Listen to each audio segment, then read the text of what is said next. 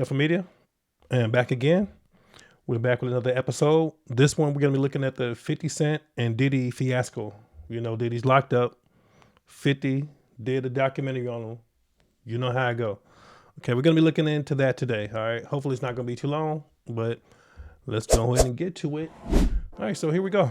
Never before seen footage of Sean Diddy Combs in the days leading up to his arrest in New York last September. You want to put the stuff in my fanny pack, King?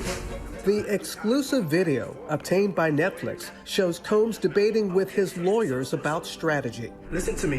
I'm going to get off the phone right now, and I am going to let you professionals look at the situation and come back to me with a solution. No matter what nobody said. Let's just, here and there, y'all are not working together the right way. We're losing. The footage is part of a new, highly anticipated Losing and Lost docuseries by director Alex Stapleton and rapper and executive producer Curtis 50 Cent Jackson, titled Sean Combs: The Reckoning. Was there anything that surprised you when you were watching? I think it was surprising that he actually filmed it. It was very interesting to watch a man who's known for his brand presence. You know, he has a really amazing knack for marketing and all of that, and how he was sort of taking that into account in how he was coming off to the public. The exclusive video. People are talking about why was he shooting it. So apparently Diddy tapes everything or films everything. It was talks that he was filming his own documentary leading up to the trial. I guess he was trying to, imagine if he would win the trial, then release his documentary of him beating the trial. That'd have been a pretty good documentary, right? But of course, we all know it didn't turn out that way, but let's get to it. Also shows Combs in Harlem greeting fans. Off my back, bro. Lord, you win. I'm gonna win. Lord, you win. Be with it. I'll accept it. I need some hand sanitizer. Hold on. I got it. I've been out in the streets amongst the people. Yeah, I gotta take a bath. Do y'all know what they playing in the background? All right, if you know it, put it in the comments. But it's an old school song. If y'all know that song they playing in the background, put it in the comments. But anyway, before the release of the documentary, people was giving them slack about the sanitation because he hugged 150 people. We all know that everybody was doing that. Like, I feel that way, you know. I still use sanitation till this day. I mean, sanitizer till this day. So, yeah, he had way more things to worry about than that sanitizer, I tell you. Like the amount of people that actually I'm coming in contact with, like that's what I have to do. You know what I'm saying? Oh. It's like 150 hugs. You're a public person as well, and there was one instance in Harlem, and his reaction when those people Went away. Got in the car and said, I feel like I need to wash, like I'm dirt. That was, it show you his character. was that the reason for including it? Yeah, I mean, what's the odds that you would do that in front of a camera? Like that's one of the moments where he forgot he was on tape. How do you respond to people who say that it's more about the disdain that you have for Sean Combs than it is for giving the victims a platform? What they consider a pre-existing beef, right, for 20 years, right, is me being uncomfortable with him suggesting that he takes me shopping, or I looked at it like it was like a... Do you really think that's the reason why he did all of this stuff? Because Diddy implied that he takes him shopping? I don't think so.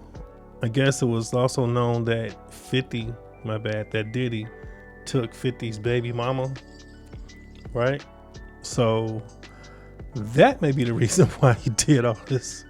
Esther, like maybe you'll come play with me type of thing, right? And it's not personal. I think it's important to also... Not personal, okay. Let people know that the show is not completely the perspectives of people that did not like Sean. We weren't trying to just get the highlights, the salacious details, you know, that the real goal was to storytell. And not everyone needed to have an allegation to be a part of this project.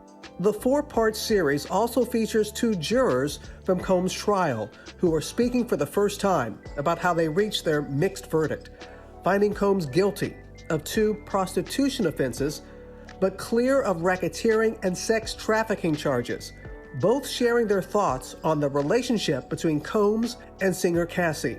Juror 75 describing them as 2 people in love, and Juror 160 saying in part, domestic violence wasn't one of the charges.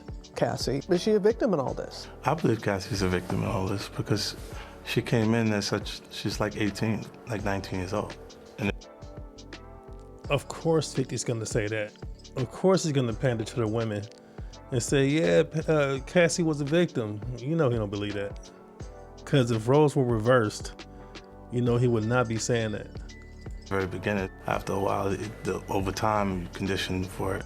The goal of what the film is trying to do is to let the audience kind of come in to ask questions like, were their decisions colored by certain things, and who got the benefit of the doubt, you know, in that courtroom? Do you think that hip-hop culture was on trial as much as Sean Combs was?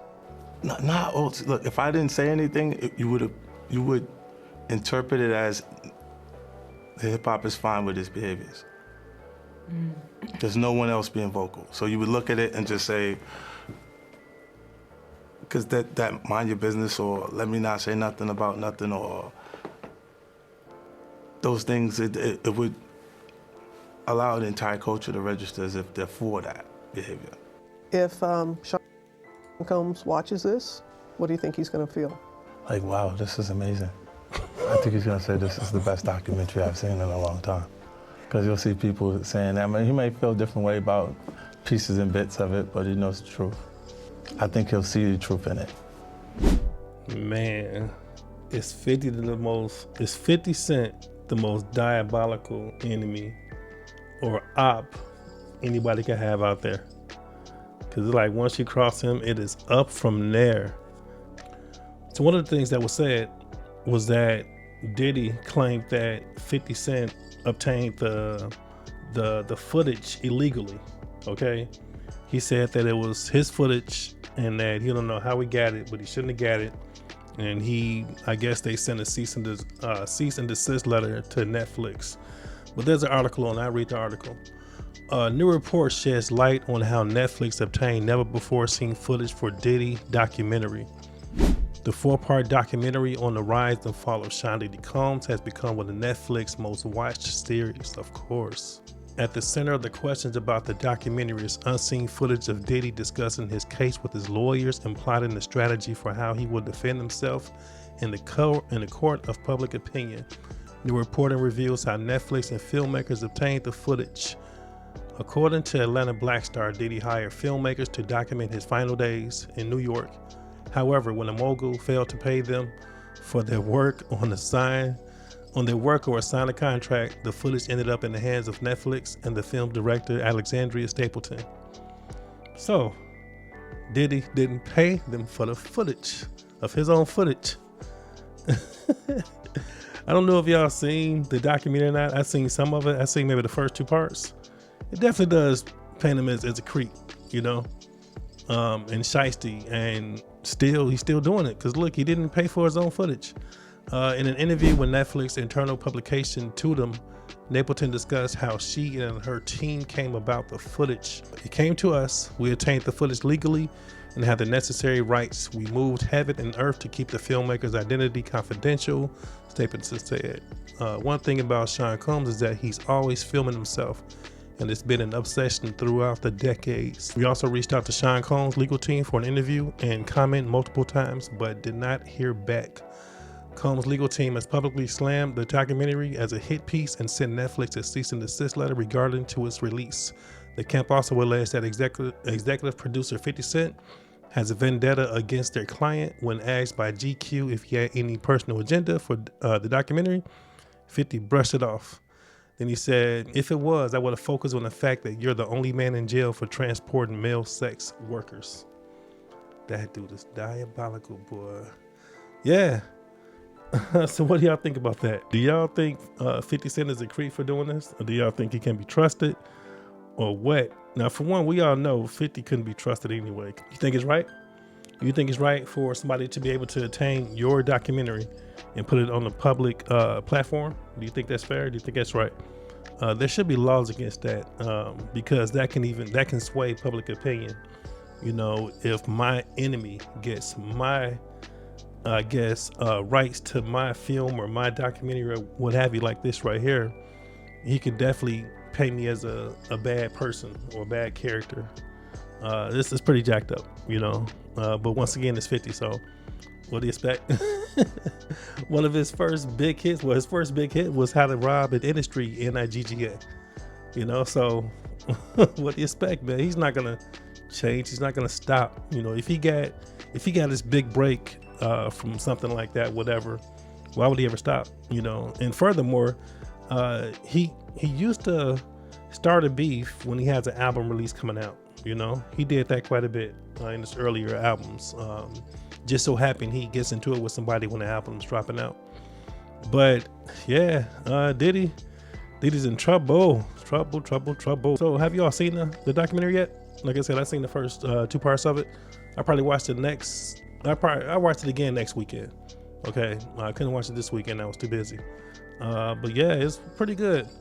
But I'll end it with this right here. And I have a lot of guys that I look up to their accomplishments, but I wouldn't call them my heroes. Right. You don't wear another man's jersey on your back. Yeah. Respect. Your favorite villain? My favorite villain?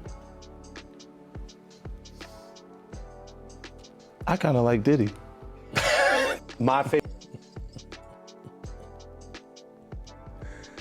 I guess that's it, man.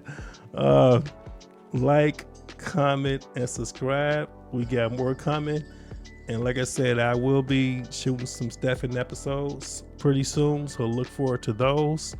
Other than that, hit a subscribe and watch that video, and we'll be back. Adios.